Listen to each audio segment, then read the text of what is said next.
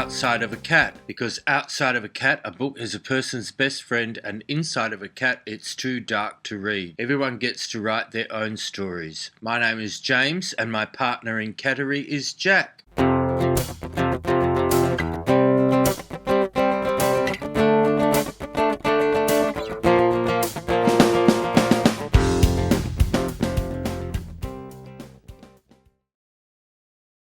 This delightful piece of whimsy is a story from my childhood.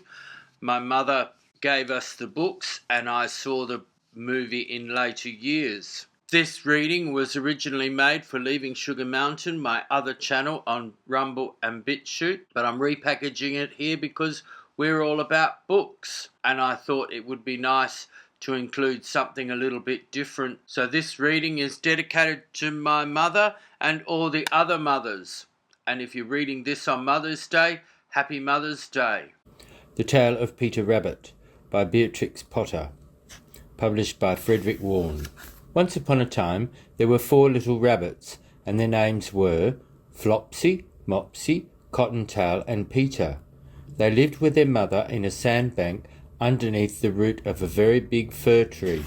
"Now, my dears," said old Mrs. Rabbit one morning, "you may go into the fields or down the lane, but don't go into Mr. McGregor's garden. Your father had an accident there. He was put in a pie by Mrs. McGregor. Now run along and don't get into mischief. I'm going out." Then old Mrs. Rabbit took a basket and her umbrella and went through the wood to the baker's. She brought a loaf of brown bread and 5 currant buns.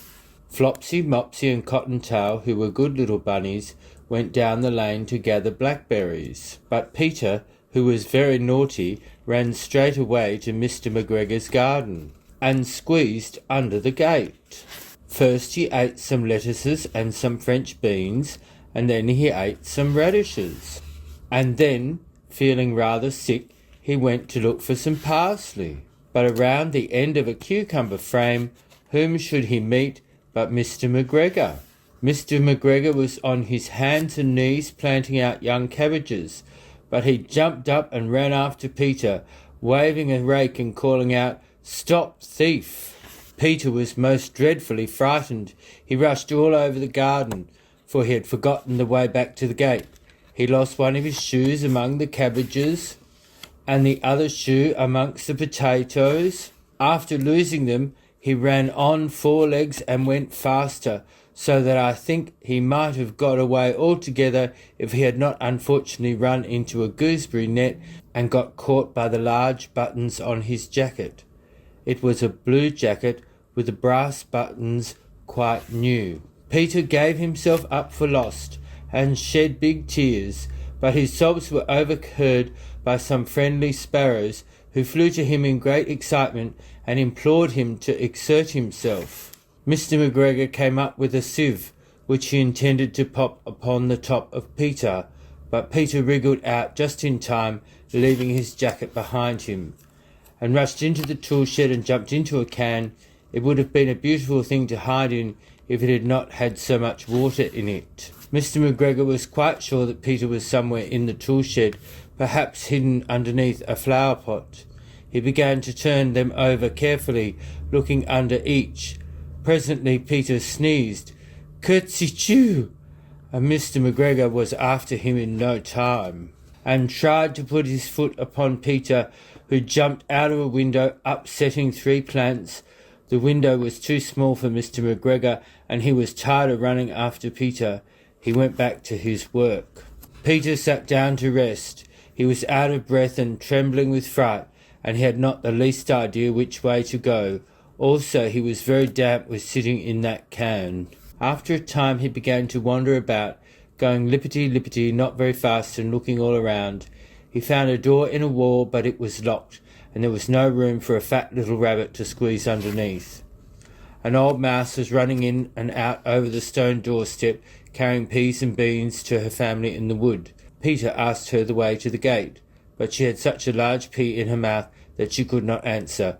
She only shook her head at him. Peter began to cry. Then he tried to find his way straight across the garden, but became more and more puzzled. Presently he came to a pond where Mr. McGregor filled his water cans. A white cat was staring at some goldfish. She sat very, very still, but now and then the tip of her tail twitched as if it were alive. Peter thought it best to go away without speaking to her. She had heard about cats from his cousin, little Benjamin Bunny. He went back towards the tool shed, but suddenly, quite close to him, he heard the noise of a hoe. Scritch, scratch, scratch, scritch. Peter scuttered underneath the bushes. But presently, as nothing happened, he came out and climbed upon a wheelbarrow and peeped over. The first thing he saw was Mr. McGregor hoeing onions. His back was turned towards Peter, and beyond him was the gate. Peter got down very quietly off the wheelbarrow and started running as fast as he could go along a straight walk behind some black currant bushes. Mr. McGregor caught sight of him at the corner, but Peter did not care. He slipped underneath the gate and was safe at last in the wood outside the garden. Mr. McGregor hung up the little jacket and the shoes for a scarecrow to frighten the blackbirds. Peter never stopped running or looked behind him till he got home to the big fir tree.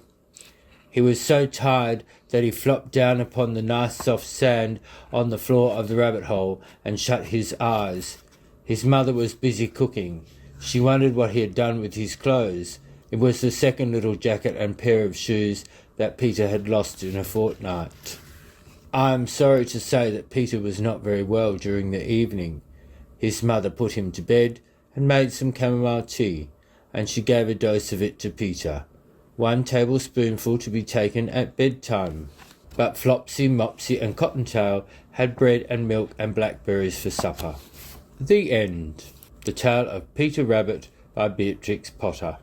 If you like this video, please comment, like, share and subscribe to our channel. Thank you for watching, and I'll see you next time. Bye.